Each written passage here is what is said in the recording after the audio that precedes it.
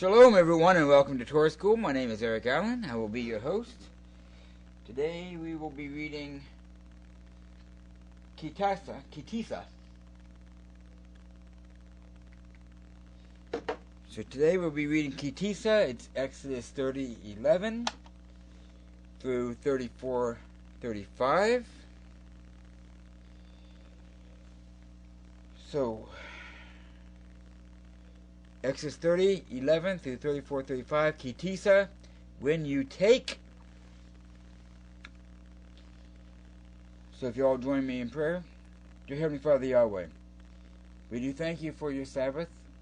We thank you for your Torah, and we ask, as now we open your Torah, that you be with us, guide us, teach us your ways, help us to understand your Torah.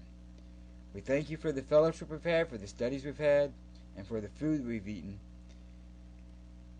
In general, we thank you for your Sabbath and for the rest which you're giving us, and we ask you to please teach us from your Torah as we open your Torah.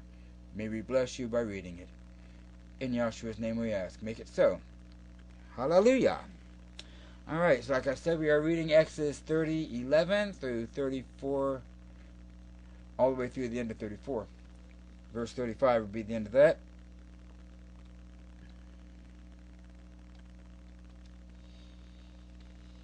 Alright, so chapter 30, verse 11. And Yahweh spoke to Moshe, saying, when you take a census of the children of Israel, register them. When you take a census of the children of Israel to register them, then each one shall give an atonement for his life to Yahweh.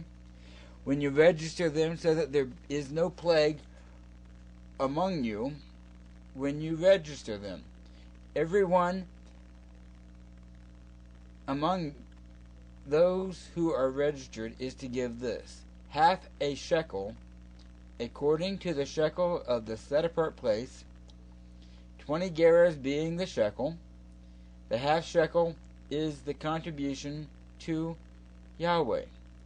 Everyone passing over to be registered from 20 years old and above gives a contribution to Yahweh.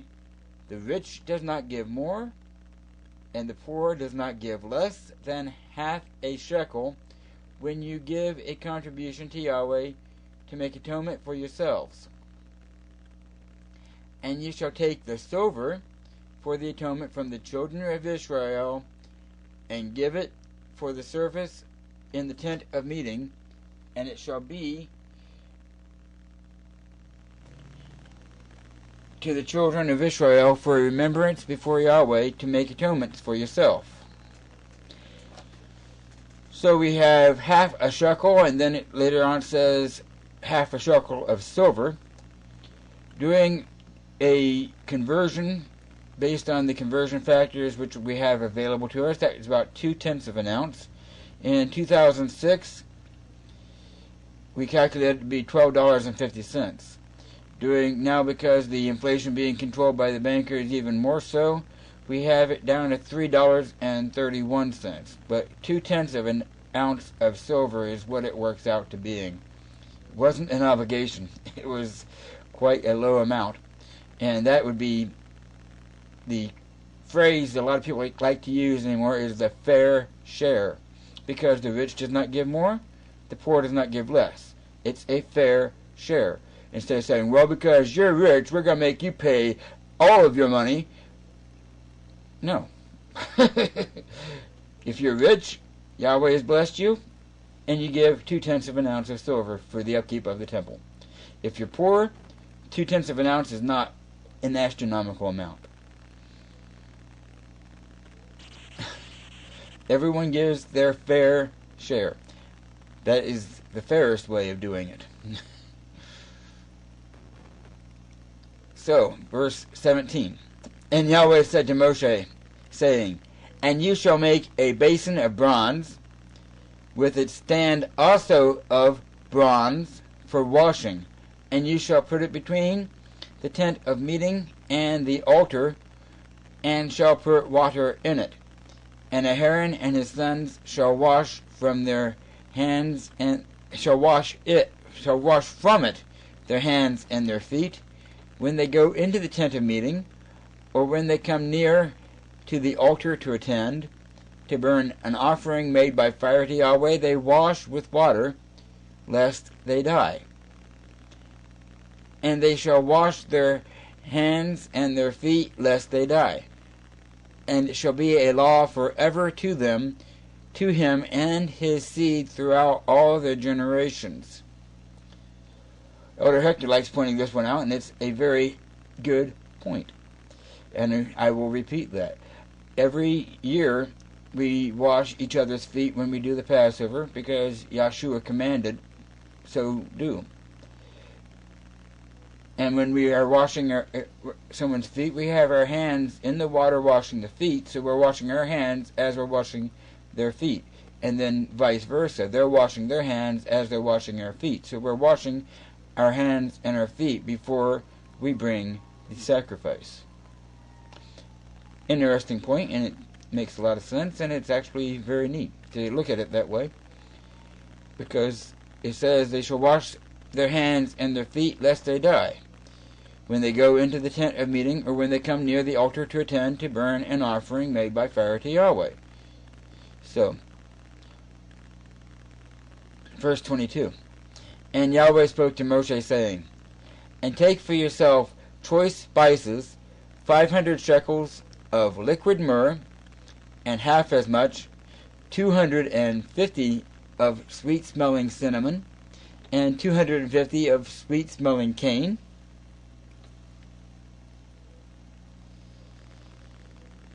and you shall make, and 500 of cassia, according to the shekel of the set-apart place, and a hin of olive oil, and you shall make from these a set-apart anointing oil, a compound blended, the work of a perfumer. It is a set-apart anointing oil, and with it you shall anoint the tent of meeting, and the ark of the witness, and the table, and all its utensils, and a lampstand, and its utensils, and the altar of incense, and the altar of burnt offering, with all of its utensils, and the basin, and its stand, and you shall set them apart, and they shall be most set apart.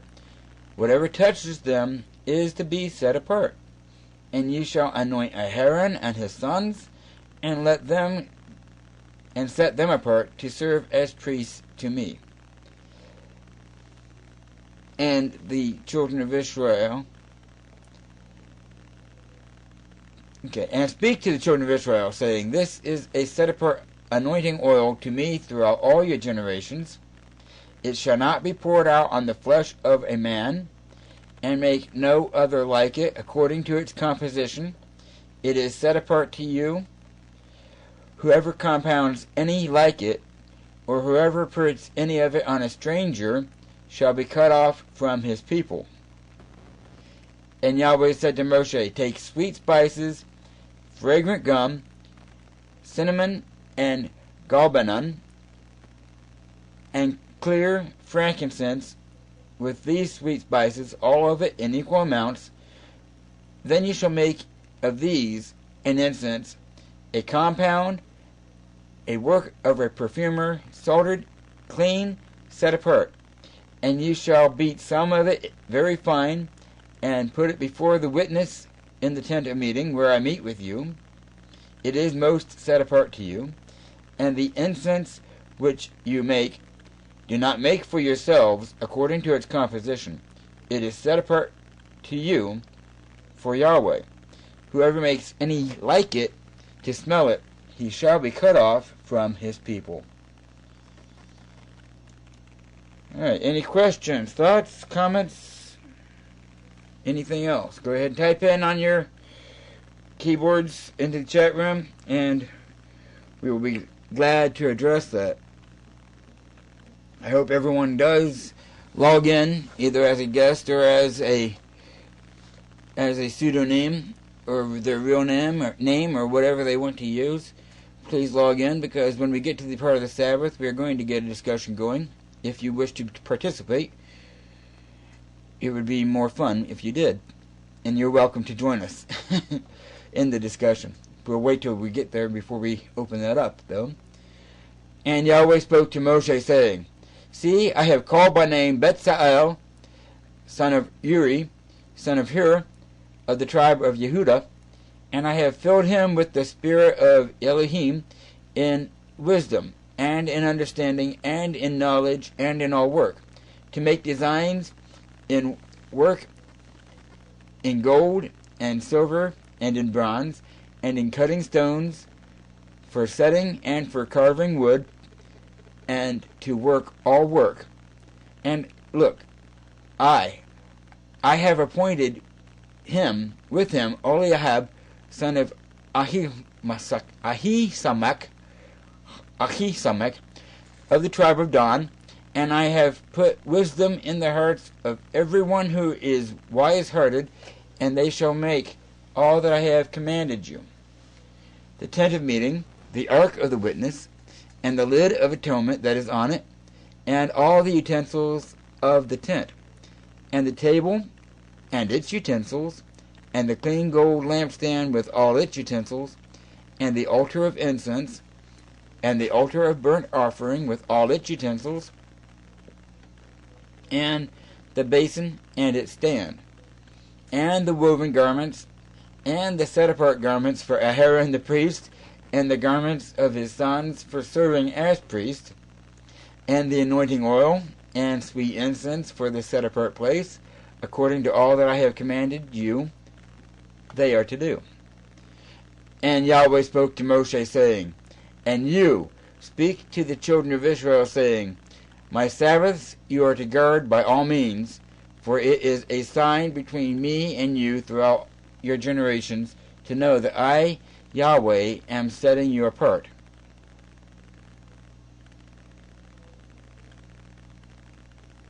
So we go again. And Yahweh spoke to Moshe, saying, And you speak to the children of Israel, saying, My Sabbaths you are to guard by all means, for it is a sign between me and you throughout all your generations, to know that I, Yahweh, am setting you apart. And you shall guard the Sabbath, for it is set apart to you. Everyone who profanes it shall certainly be put to death, for anyone who does any work on it, that being shall be cut off from among his people. 6 days' work is done, and on the 7th is a Sabbath of rest, set apart to Yahweh. Everyone doing work on the Sabbath day shall certainly be put to death. And the children of Israel shall guard the Sabbath, to observe the Sabbath throughout all the generations, as a lasting and everlasting covenant between me and the children of Israel. It is a sign forever. For in 6 days Yahweh made the heavens and the earth, and on the 7th day he rested and was refreshed. So as far as the Sabbath is an everlasting covenant, which we are to guard throughout all our generations, and Yahweh said it is a sign. About 2 months ago, back in January, the children of Israel, the youth at Shalom Assembly put together an awesome video, and they interviewed people. What does the Sabbath mean to you? So we're going to see some testimonies from them, and if you have any thoughts, comments, we can type them in here. And I also welcome you to go to the Facebook page if you're on Facebook and make your comments there, or make your own, post your own video and post a link to us. What does the Sabbath mean to you? Let's watch this one right now. And then we can have a small discussion of what the Sabbath means. What does the Sabbath mean to you? Yahweh. The Sabbath means worshiping Yahweh, and coming together and fellowshipping, getting to know each other better. People coming together and Yahweh. A special day dedicated to Yahweh for people together and worship. Sabbath for me is about getting fed on somebody's life. It's more than something I've been keeping my entire life. It's more than just me coming to services to practice music, even though I like it. It's more than just congregating with everyone. It's all of us coming together to praise Yahweh. The day that Yahweh said that Yahweh rested when he was making the earth. What does the Sabbath mean to you, good sir? It means that it's a time that we can all come together in fellowship and praise Yahweh on the day He's about. The Sabbath is about letting go of the worries of the world and the weak, focusing on Yahweh and what's real, the things unseen, and forgetting about what is seen. One word, what does the Sabbath mean to you? Day of rest together with Yahweh. It's peaceful. It's a delight. Everything. Community and fellowship. That was amazing. Beautiful. A day of prayer and worship. Yahweh's blessing to us by promising the salvation. It means Yahweh, Yeshua, family, and friendship, fellowship. Lots of good things. Entering into rest with your life creator. It means that I can get together with everybody else here assembly and praise Yahweh. It means praising Yahweh and doing that with my wife. It's a celebration and a signal between me and my Creator that celebrates the creation of the world. It also is a rehearsal for when the Mashiach comes back and sets up the millennial reign. The seventh day of the creation lasting 1,000 years. I love coming here and I love seeing people and I love doing the music, but everything that but even though I love all of that, there's always something that I keep in the back of my mind is that the Sabbath is for Yahweh. So I always want to try and do something more for Yahweh on the Sabbath day. It means that we can fellowship and listen to music and all hang out together praising Yahweh. Gee golly. It means fellowship, music. It's a day of rest. Gives me refreshment from the long week. And it's a sign that to live every sure to live as you have and keep. I think the same thing together on a day where you can focus on Yahweh and learn more about His Word, and also to see everybody that you haven't seen for the week and share your trials and your tribulations and share their love. Just praise and worship Yahweh and just rest and just enjoy the goodness that Yahweh's given all of us. Seventh day of the week, the Yahweh created to have everybody rest and fellowship. Ready? Brother Dwayne, in one sentence, how would you describe the Sabbath? Unbelievable till you walk in. If you don't know about it, then I would encourage you to take time to read the scriptures about it. If you feel convicted to keep the Sabbath, I think that it's a lot different than the regular other faiths that we have when you just go to church. Spend your time on Saturday. It's a time to be taking time with Yahweh and your family and leaving them with His good. Sabbath day is just something that we come. It's a day, a special day that we go before Yahweh. It's a day that I believe that we can all reflect on ourselves, even though we should reflect on every day. But it's a true day that we can come and reflect on how we are in our walk with Yahweh. So we should always be striving to improve in just every aspect. The Sabbath is about worship. It's about Yahweh.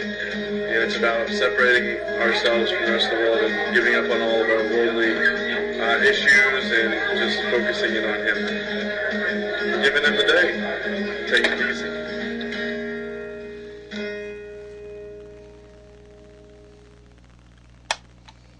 Alright, so what does the Sabbath mean to you?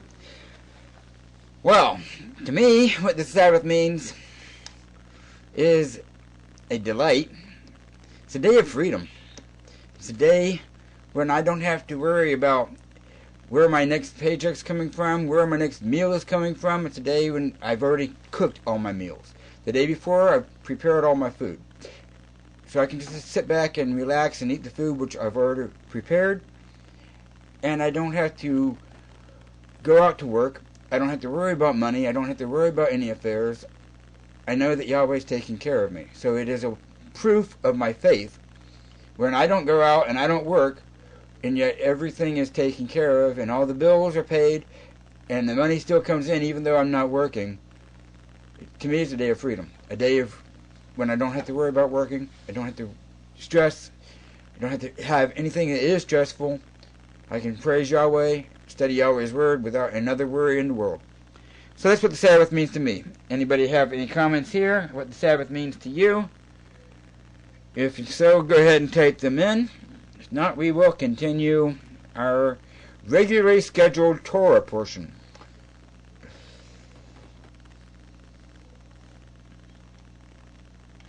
Alright. So verse 16 again, 31:16. And the children of Israel shall guard the Sabbath, to observe the Sabbath throughout their generations, an everlasting covenant between me and the children of Israel. It is a sign forever.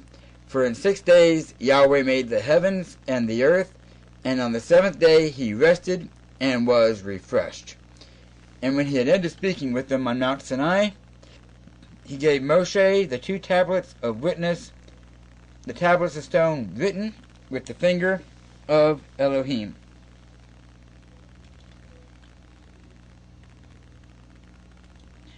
Alright, so that's chapter 31. Any questions or comments?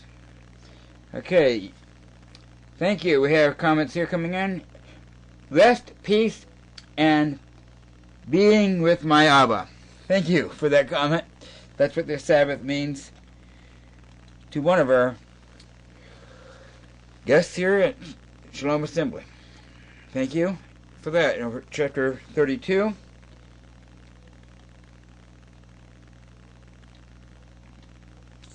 And when the people saw that Moshe was long in coming down from the mountain, the people gathered together to Aaron and said to him, Arise, make us mighty ones who go before us, for this Moshe. Make us mighty ones who go before us, for this Moshe, the man who brought us up from the land of Mitzrayim, we do not know what has become of him. And Aaron said to them, Take off the golden earrings which are in the ears of your wives, your sons, and your daughters, and bring them to me.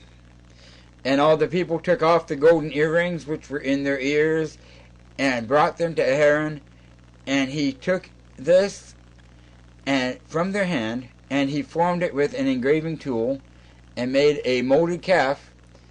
And they said, This is your mighty one, O Israel, that brought you out of the land of Mitzrayim. So, what do we got going on here? We got the people not trusting Yahweh, not believing Yahweh, not believing when Moshe said, I will come back to you. He's been gone for a while, and now all of a sudden they say, well, we don't know what's become of this Moshe. Make us something that we can control.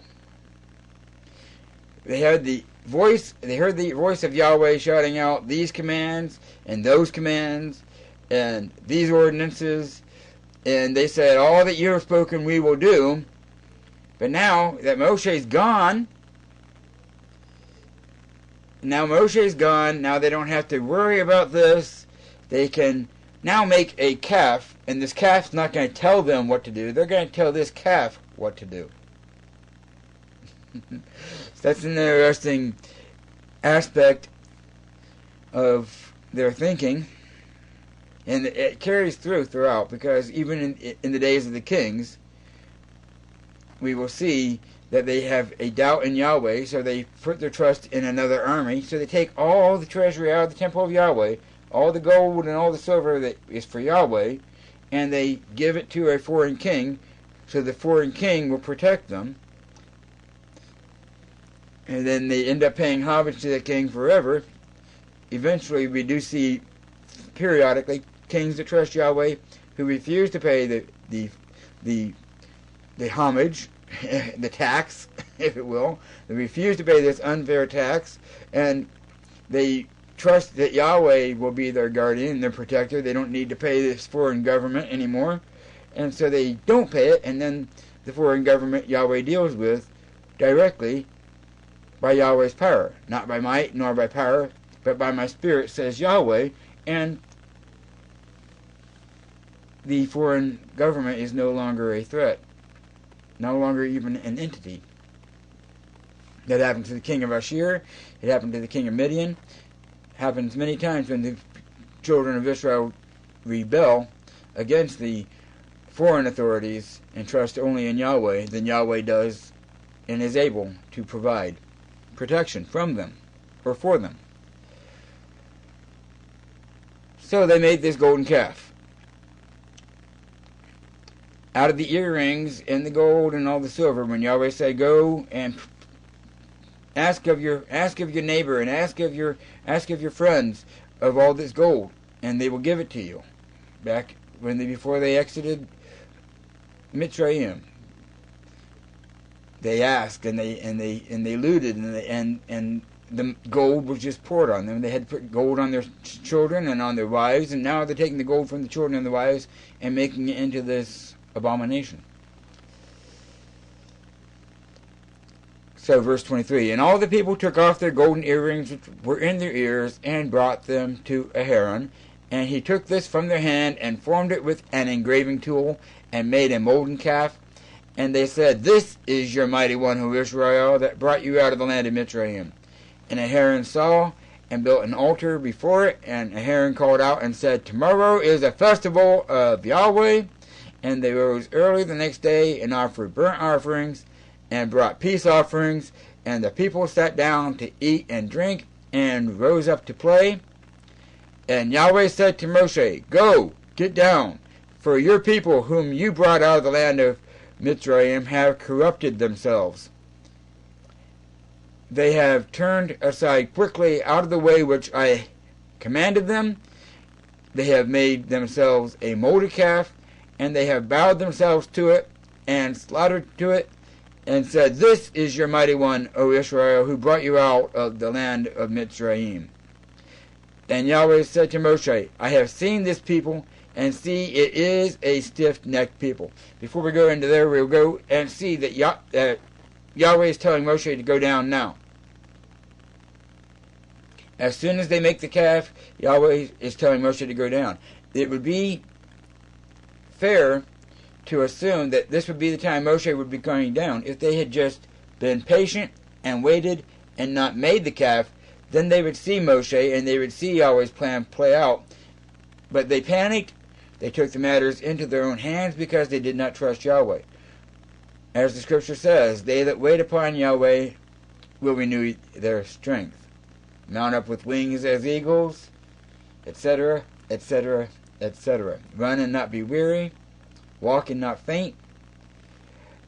Just as Shaul, not Rabbi Shaul, but another Shaul, King Shaul, when he saw that Shemuel was delayed in coming, he said, oh no, I've got to make this sacrifice myself. And we know he got into trouble for the same thing, because he didn't trust Yahweh, he didn't let Yahweh's plan play out exactly, and Shemuel was there within the day. If we would just wait, we wouldn't be needing to turn to any false idols.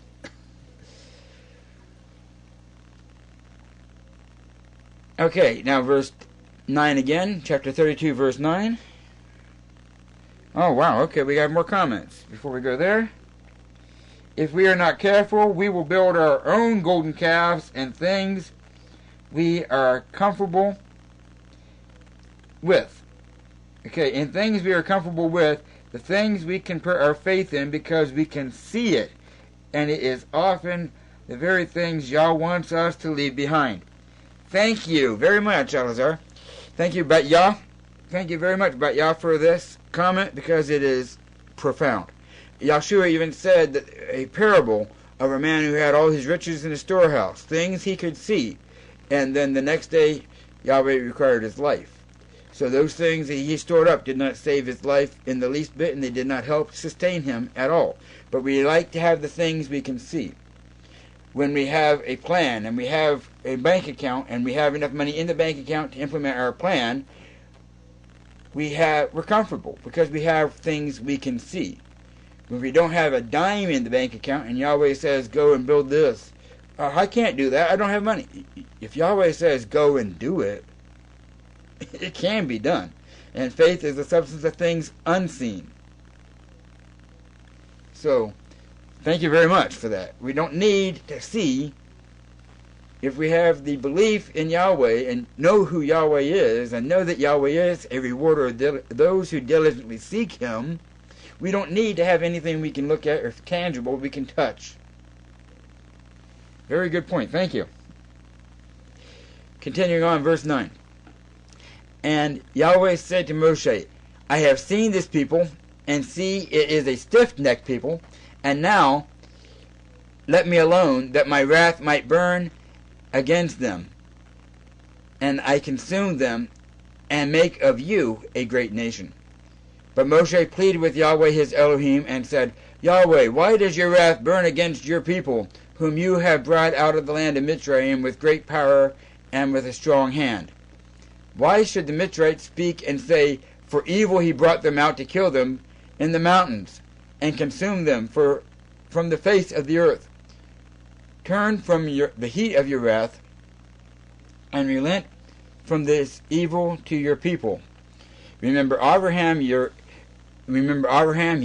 and Yaakov, your servants, to whom you swore by yourself, and said to them, I increase your seed like the stars of the heavens, and this land that I have spoken of I give to your seed, and they shall inherit it forever.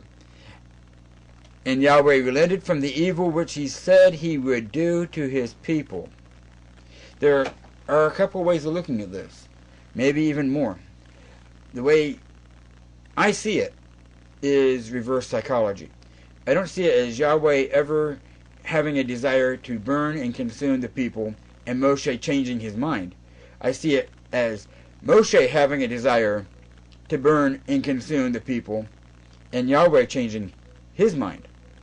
By Yahweh speaking what was in Moshe's heart, and Moshe had to do a backstep and think about what he was wanting, and then Moshe was pleading with Yahweh not to do it, and so Yahweh had taught Moshe a lesson in humility and being humble, which Moshe would carry with him all throughout the 40 years of wandering in the wilderness with their stiff-necked people. Moshe now has learned that he has a compassion for these people. I could be wrong. There are many ways of looking at it, as I said. Any more comments, questions? We can move on. So, Moshe pleads with Yahweh, and Yahweh has relented from doing the evil which he said he would do. Verse 15. And Moshe turned and went down from the mountain, and in his hand were the 2 tablets of the witness, tablets written on both of their sides, written on one and on the other. And the tablets were the work of Elohim, and the writing was the writing of Elohim engraved on the tablets. And Yahushua heard the noise of the people as they shouted, and he said to Moshe, a noise of battle in the camp. But he said, it is not the sound of those who shout of might, nor is it the sound of those who cry out in weakness, but the sound of singing that I hear. And it came to be, as soon as he came near the camp, that he saw the calf and the dancing, and Moshe's displeasure burned, and he threw the tablets out of his hands, and broke them at the foot of the mountain. So Moshe broke the 10 Commandments. Oh, okay, bad joke. And he took the calf which they had made, and burned it in the fire, and ground it into powder, and scattered it on the mountain, scattered on the face of the water, and made the children of Israel drink it. And Moshe said to Aaron, what did this people do to you, that you have brought such a great sin upon them? And I love Aaron's answer. And Aaron said, do not let the displeasure of my master burn. You know the people, that it is an evil. And they said to me, make us mighty ones who go before us, for this Moshe, the man who brought us out of the land of Mitzrayim, we do not know what has become of him. And I said to them, whoever has gold, let them take it off. And they gave it to me, and I threw it into the fire, and this calf came out. Okay. She just throws the gold into the fire, and the calf comes out automatically. Not believable. And Moshe saw that the people were let loose, for Aaron had let them loose to their shame among their enemies. And Moshe stood at the entrance of the camp and said, who is for Yahweh? Come to me. And all the sons of Levi gathered themselves to him. And he said, thus says Yahweh Elohim of Israel, each one put his sword on his side, pass over to and fro from the gate from gate to gate in the camp, and each one slay his brother, and each one his friend, and each one his relative. And the sons of Levi did according to the word of Moshe, and about 3,000 men of the people fell that day. And Moshe said, You are ordained for Yahweh today, since each one has been against his son and his brother, so as to bring upon you a blessing today. Yahshua said, Who is not for me is against me, and he who is not for me, who is against me. And Yahshua also said I did not come to bring peace, but I come to bring a sword, or come to bring father and mother, brother against brother, father against son. And he who loves his father or mother more than me is not worthy of me. These are all words of Yahshua. And the same effect happened with the Levites. And the Levites were ordained to be as priests. And we are called to be a kingdom of priests as well. So we will strive against our brother. We will strive against our friend. Of course, we're not going to strive with them to death, but we're going to put to death the old man, lead them into baptism, which is the symbol of drowning the old man, and then the new man rises up. So we will lead them to salvation. If we love them, we will contend with them. And we have all these, well, why can't we just live and let live and coexist? That's not peace.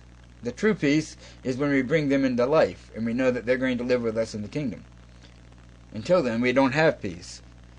And we're called to assist them into the life which Yahweh would have for them. So the sons of Levi did according to the word of Moshe. About 3,000 of the people fell that day. And Moshe said, You are ordained for Yahweh today, since each one has been against his son and his brother, so as to bring upon you a blessing today. And it came to be on the next day that Moshe said to the people, You have sinned a great sin, and now I am going up to Yahweh, if I might atone for your sin. And Moshe returned to Yahweh and said, Oh, these people have sinned a great sin, and have made for themselves a mighty one of gold. And now, if you would forgive their sin, but if not, please blot me out of your book which you have written. And Yahweh said to Moshe, Whoever has sinned against me, I blot him out of my book.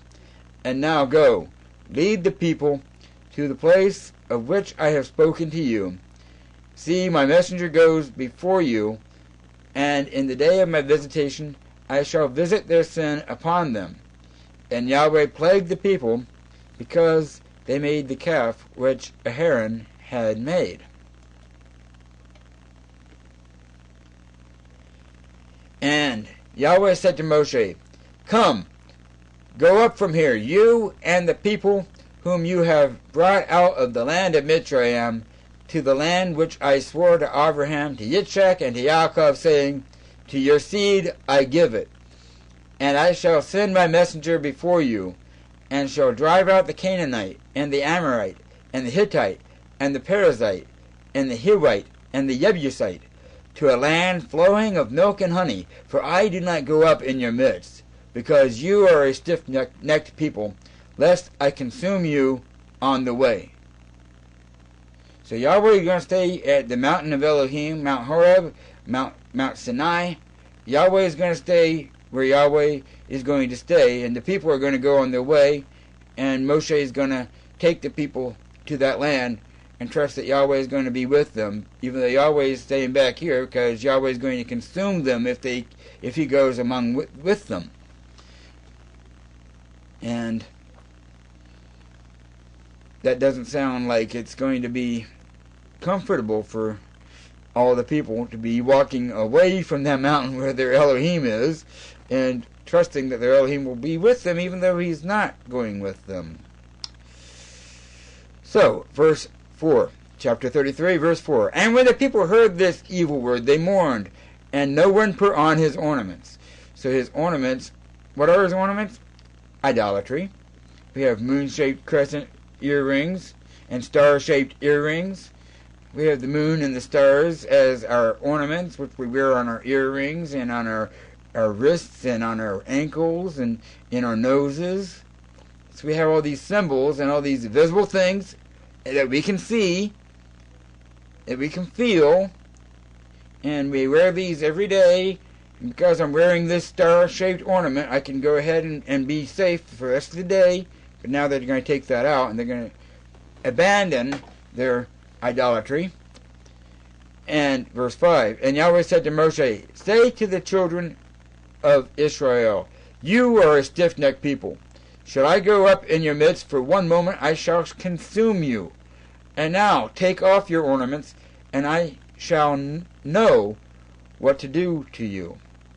So the children of Israel took off their ornaments at Mount Horeb, and Moshe took his tent and pitched it outside the camp, far from the camp, and called it the tent of meeting.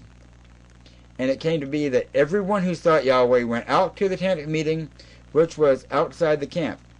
And it came to be, whenever Moshe went out to the tent, that all the people rose, and each man stood at his door and watched Moshe until he entered the tent. And it came to be, when Moshe entered the tent, that the column of cloud descended and stood at the door of the tent, and he spoke with Moshe.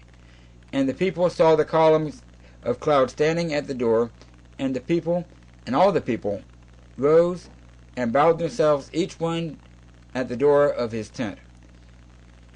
Thus Yahweh spoke to Moshe face to face, as a man speaks to his friend, and he would return to the camp. But his servant Yehoshua, son of Nun, a young man, did not leave the tent.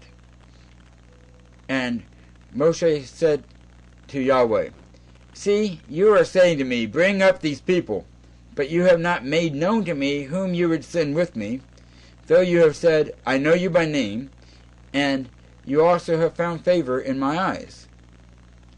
And now please, if I have found favor in your eyes, please show me your way, and let me know you, so that I find favor in your eyes, and consider that this nation is your people. And he said, my presence does go, and I shall give you rest. And he said to them, if your presence is not going, do not lead us up from here.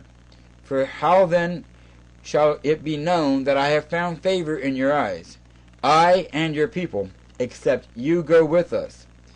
Then we shall be distinguished, I and your people, from all the people who are upon the face of the earth. And Yahweh said to Moshe, even this word which you have spoken I shall do, for you have found favor in my eyes, and I know you by name. Then he said, please show me your esteem.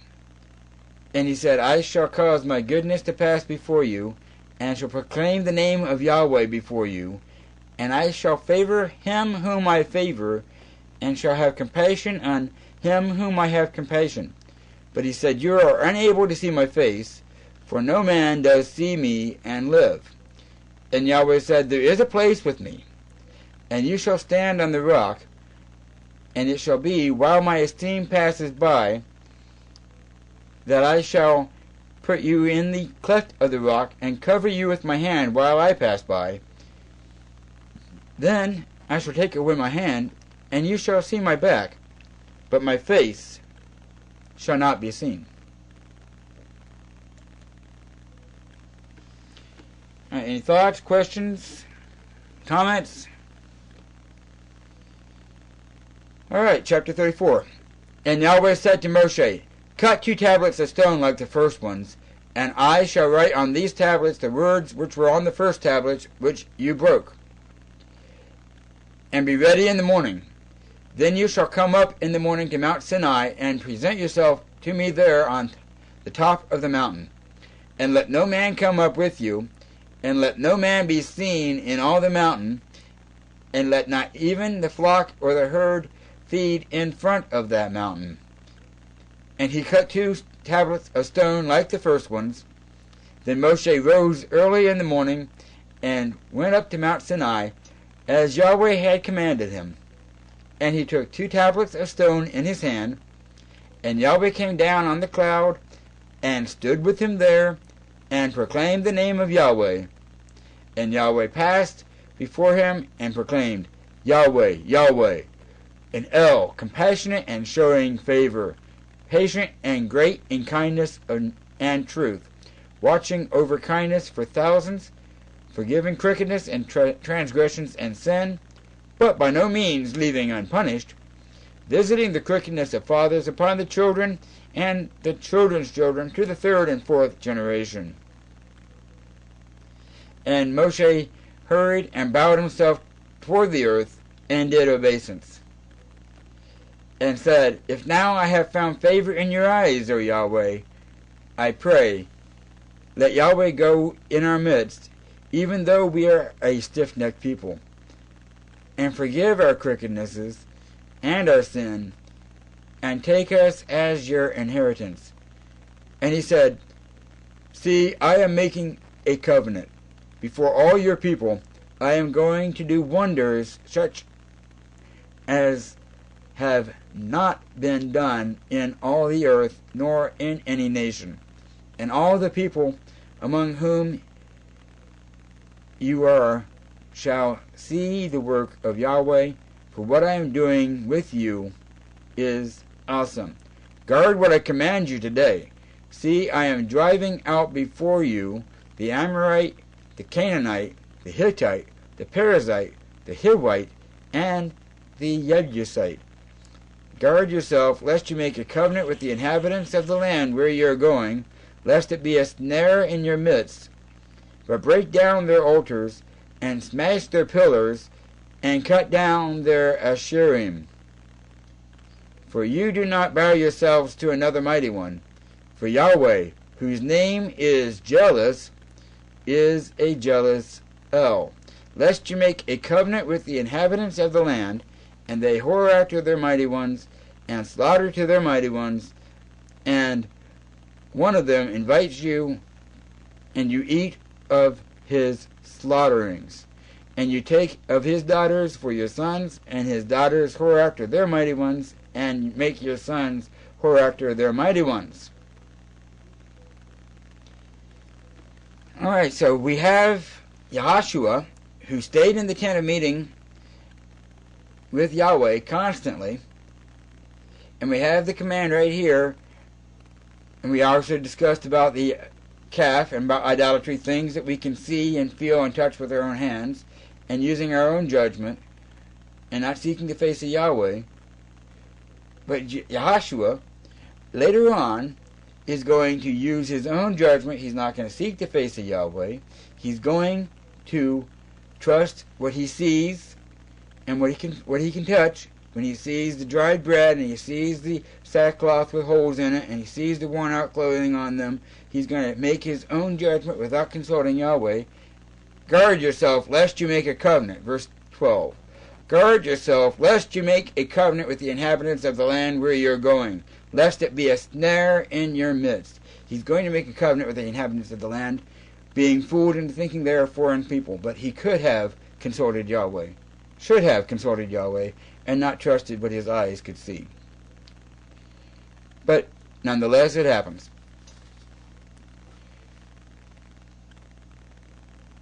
I had another point, but okay. Oh yeah, Yahweh, whose name is jealous, is a jealous El. So, is Yahweh's name jealous, or is Yahweh's name Yahweh? In the scriptures it says, all who call upon Yahweh will be delivered. All who call upon the name of Yahweh will be saved. Is it because we can pronounce Yahweh exactly? Yahuwah, Yahweh, Yahweh, Yahweh. The list goes on. Is it because we can exactly pronounce the name, and we're calling upon the name? Is it pronunciation that we're concerned about? Or is, as it says, Yahweh, whose name is jealous? Stop in the name of the law. Yahweh's name is jealous because Yahweh is jealous. That's not the way he pronounces it. His name is not pronounced jealous. His name is not jealous. But the essence of who he is jealous. The essence of who He is love. If we know who He is, and we call upon who He is, Yahweh is salvation, Yahshua, we will be delivered. Not because we pronounce the name correctly. It has nothing to do with any kind of pronunciation. It has everything to do with knowing who He is and clinging to Him. Alright. Verse 17. Do not make molded mighty ones for yourselves. Guard the festival of unleavened bread. For 7 days you eat unleavened bread, as I commanded you in the appointed time of the month of Aviv, because in the month of Aviv you came out from Mitzrayim. Everyone opening the womb is mine, and every firstborn among you, among your livestock, whether bull or sheep. But the firstborn of a donkey you ransom with a lamb. And if you do not ransom, then you break his neck. Every firstborn of your sons you shall ransom, and they shall not appear before me empty-handed. 6 days you work, but on the 7th day you rest. In plowing time and in harvest you rest, and perform the festival weeks for yourself on the first fruits of wheat harvest, and the festival of ingathering at the turn of the year. 3 times in the year all your men are to appear before the Master Yahweh, the Elohim of Israel. For I dispossess nations before you, and I shall enlarge your borders, and let no one covet your land when you go up to appear before Yahweh your Elohim 3 times in the year. Again, we have no worries. When we observe the regular Sabbath, when we observe the high Sabbath, we go to the appointed times. We can leave our land and trust that Yahweh is going to keep our land safe, and no one's going to have squatting rights. We're not going to come back and find somebody else inhabiting our land. Yahweh will protect our land. Yahweh will stop anyone from coveting our land when we go up to the feast. We can go up to the feast knowing that our land is protected.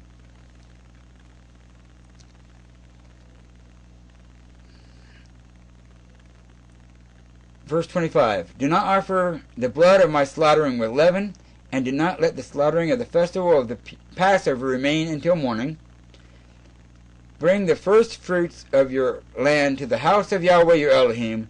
Do not cook a young goat in its mother's milk. Now, dialing back a while ago, last time I read this, I was convinced that you slaughter the calf before it gets into its mother's milk. Doing some research, every time it says 7 days it's with its mother, and then the 8th day it can be made. 7 days, so it must be with its mother at least a week before you make the slaughtering, not immediately. Still have not understanding all the pagan or the other idolatry associated with actually cooking it in its mother's milk, as some have suggested that is the case, where they would actually make sure they got the milk from the mother and cook it in its mother's milk for some kind of ritual. Not familiar with that. So we leave that open for discussion. And of course, if that is the case, then we have another point, because modern day technology, all the milk goes into one bin, and we have all this big vat filled with milk, and we don't know whose milk, which cow, which calf, and so if we slaughter a calf and the milk came from this vat, we don't know if we're slaughtering it in its mother's milk. So the argument that is being presented by the Orthodox today, as far as not having cheese or any kind of dairy product even stored in the same refrigerator, is legitimate if that is the case. So that adds merit to that case. We don't know where the milk came from. We don't know whether it really was the mother's milk. We don't know where the meat came from. So if we have our own farm, we have better control over that, and then we can prepare the dish as Abraham did with some kind of dairy product, but then we would know where the dairy product came from. But with the modern day stuff we get from the market, we probably are going to be at risk if that is the case. Alright, so do not slaughter a calf in its mother's milk. Bring the first fruits of your land to the house of Yahweh your Elohim. And Yahweh said to Moshe, write these words, for according to the mouth of these words I have made a covenant with you and with Israel. And he was there with Yahweh 40 days and 40 nights, and he did not eat bread, nor did he drink water. And he wrote on the tablets the words of the covenant, the 10 words. And it came to be, when Moshe came down from Mount Sinai, while the 2 tablets of the witness were in Moshe's hand, when he came down from the mountain, that Moshe did not know that the skin of his face shone, since he had spoken with him. And Aaron and the children of Israel looked at Moshe and saw the skin of his face shone, and they were afraid to come near him. But Moshe called out to them, and Aaron and the rulers of the congregation returned to him, and Moshe spoke to them. And afterward the children of Israel came near, and he commanded them all that Yahweh had spoken with him on Mount Sinai. He commanded them all that Yahweh had spoken with him on Mount Sinai. So everything Yahweh said to him on Mount Sinai, Moshe commanded the children of Israel. And when Moshe ended speaking with them, he put a veil on his face. But whenever Moshe went before Yahweh to speak with him, he would remove the veil until he came out. And when he came out, he spoke to the children of Israel what he had been commanded. And the children of Israel would see the face of Moshe, and the skin of Moshe's face shone, and Moshe would put the veil on his face again until he went in to speak with him. Alright, our Haftorah portion for today, for this week, for this portion, is a good one. Remember the discussion we had with the golden calf, idolatry, falseness. We want something we can see, something we can touch, but does that something we can see able to see us? Is that something we can touch, able to hear us, able to speak to us, able to command us? Is it real? So we go to 1 Kings chapter 18, verses 1 through 39, and we'll see Eliah prove that it is not real, and that Yahweh is real. So we have concrete proof when we go to 1 Kings chapter 18. We're going to read verses 1 through 9, and we will see who really is Elohim. And it came to be, and after many days it came to be, that the word of Yahweh came to Eliyahu in the 3rd year, saying, Go, present yourself to Ahab, and I give rain on the earth. So dialing it back a little bit, some history before this verse, Ahab has ordered all the prophets of Israel slain. Ahab has stood up with the help of Jezebel, his pagan wife. He took a wife from among the inhabitants of the land, and the wife turned him to her idols, exactly as Yahweh said. But now Eliyahu said, since you want it this way, it's not going to rain. And it didn't rain. And it didn't rain. And it didn't rain. So it's been 3 years now, and it hasn't rained. And so now Eliyahu says to another one of the prophets, go tell the king that I'm here. So here it is. Okay, we're going to read about him telling about the king when he's here. Here it is, chapter 18, verse 1. Now, after many days it came to be that the word of Yahweh had come to Eliyahu in the 3rd year, saying, Go, present yourself to Ahab, and I give rain on the earth. Thereupon Eliyahu went to present himself to Ahab, and the scarcity of food in Shamron was severe. And Ahab had called Obadiah, who was over his house.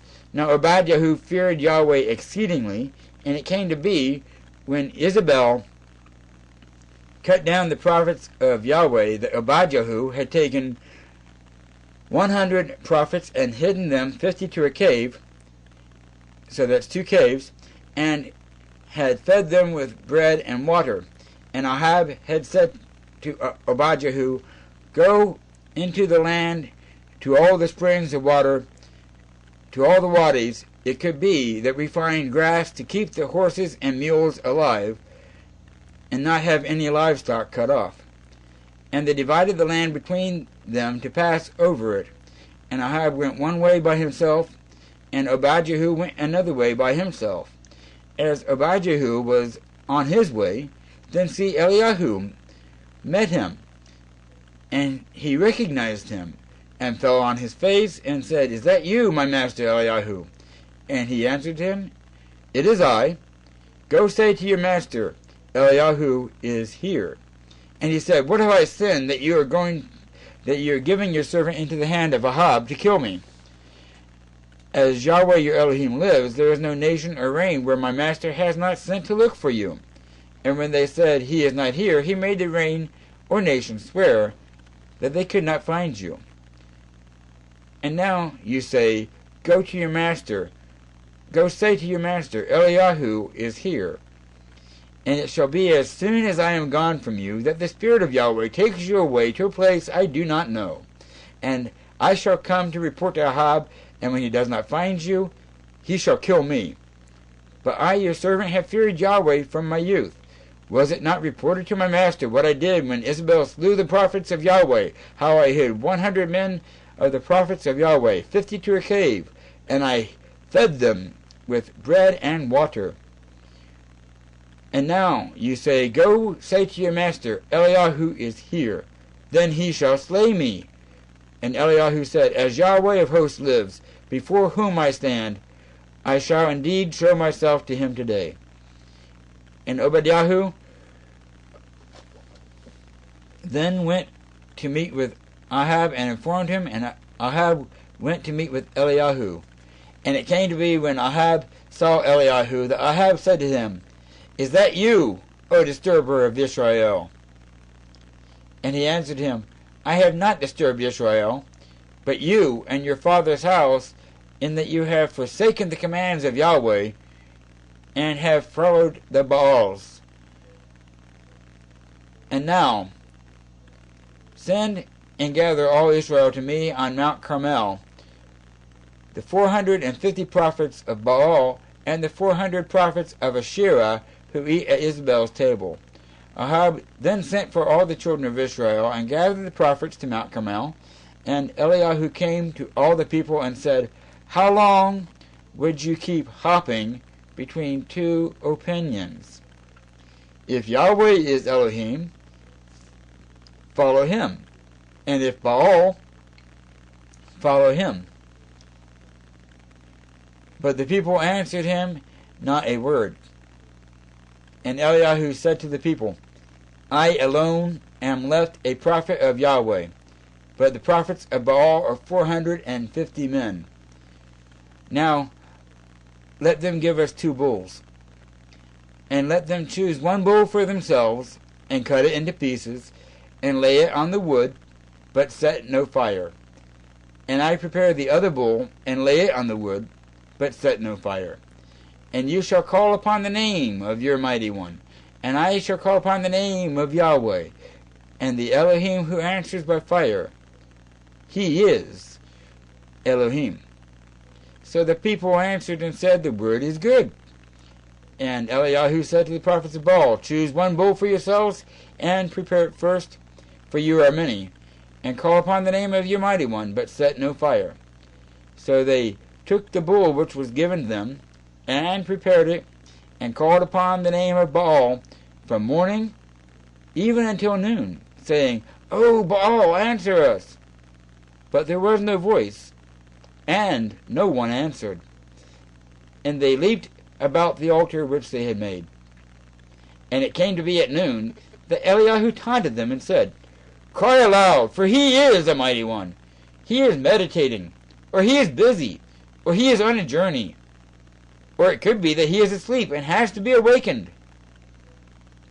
And they cried aloud, and cut themselves, according to their ruling, with knives and spears, until blood gashed on them. forgot to give the disclaimer. This Torah portion might be rated PG-13. Okay, and they cut themselves until blood gushed on them. And it came to be, when midday was past, that they prophesied until the bringing of the evening offering. But there was no voice, and no one answered, and no one paying attention. Then Eliyahu said to all the people, "Come closer to me."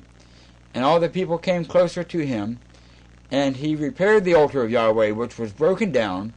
And Eliyahu took 12 stones, according to the tribes of Israel, according to the number of the tribes of the sons of Yaakov, to whom the word of Yahweh had come, saying, Yisrael is your name.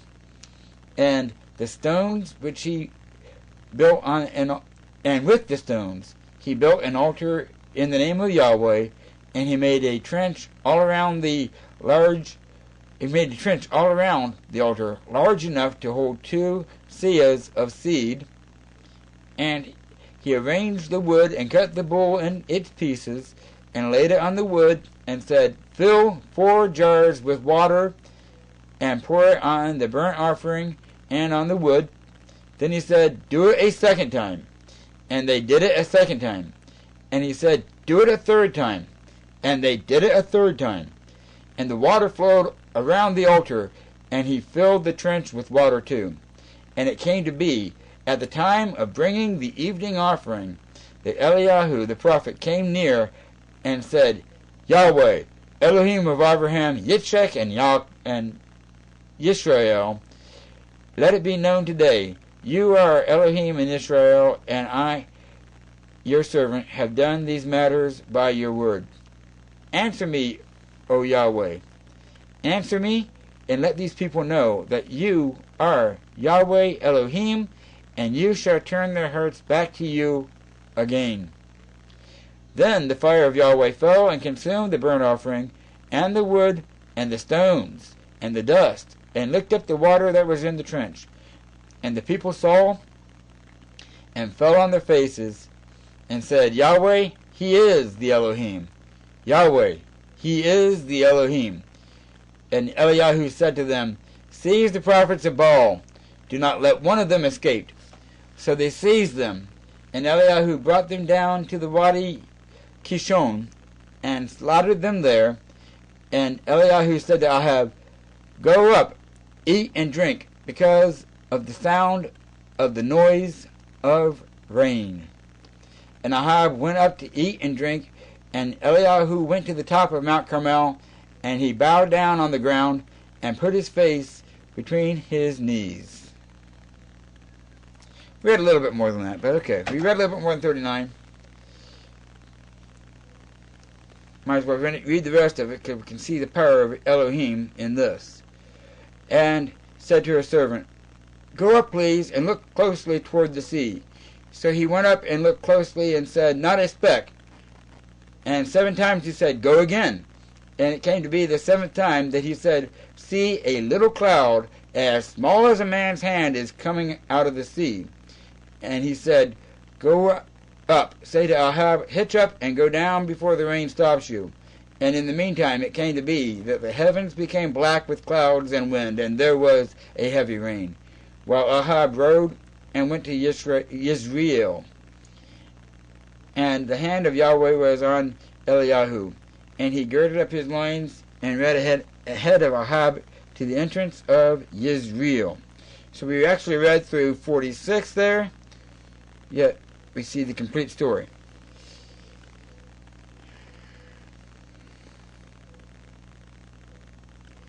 These lights need adjusting. Sorry for me, I'm getting in the dark. Okay. But, anyway, 2 Corinthians 6, verses 12 through 18. And we'll read Rabbi Shaul, his commentary, Paul's commentary on what we just read.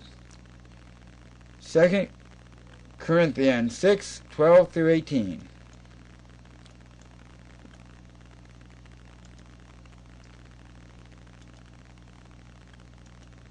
Alright.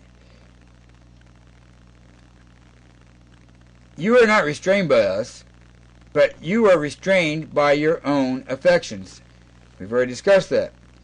For the same word which I speak as to children, open wide your hearts too. Do not become unevenly yoked with unbelievers. For what partnership have righteousness and lawlessness? What fellowship has light with darkness? And what agreement has Messiah with Belial? Or what part does a believer have with an unbeliever? And what union has the dwelling place of Elohim with idols? For you are a dwelling place of the living Elohim, as Yahweh has said, I shall dwell in them and walk among them, and I shall be their Elohim, and they shall be my people. Therefore come out from among them and be separate, says Yahweh, and do not touch what is unclean, and I shall receive you, and I shall be a father to you, and you shall be sons and daughters to me, says Yahweh the Almighty. So we abstain and keep ourselves from idols. Thank you all for joining us tonight. And we have more comments here. Okay, just think, if any of us rose up and acted like Eliyahu today, how people would act and treat us. Oh yes. Then again, how many of us would be in a position to do such and be honored as Eliyahu was by Abba? Today, we would be thrown in an insane asylum, and few walk righteously enough to be used in such a way. Many would even say he was unloving, hateful, and un-Yahuwah-like in his mockery. Yes. Yes, yes, and yes. As we've already spoken of earlier, if we love these people, we will contend with these people, and we will bring them into the life that Yahweh wants them to have. But yes, we're accused of a hate crime. Why do you hate us? We don't hate you. We love you enough to know that your life that you are living right now is going to bring you into death, and a very painful death, and we want to spare you that painful death, so turn from your evil and live. No, telling you to turn from your evil and live is not hating you, it's loving you. But yeah, they want to accuse us of hate, they want to accuse us of falseness, they want to accuse us of everything. But yeah, very good point, thank you. Again, thank you all for joining us, and thank you, Father Yahweh, for your Torah, and thank you for your Sabbath, and thank you for your fellowship. Thank you for giving us a day to rest.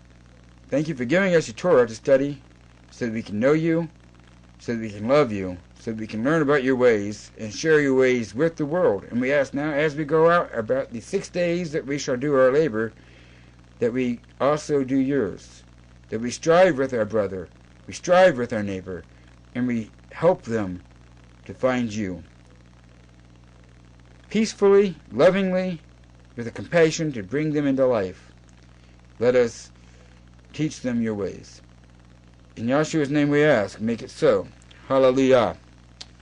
Again, I thank you for joining us tonight.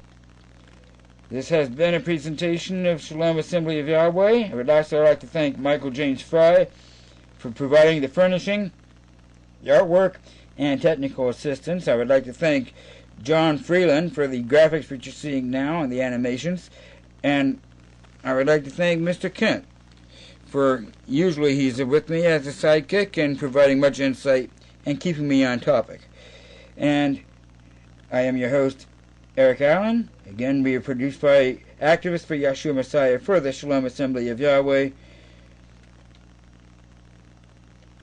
And again, thank you for joining us at Torah School. Shalom, everyone, and have a great week.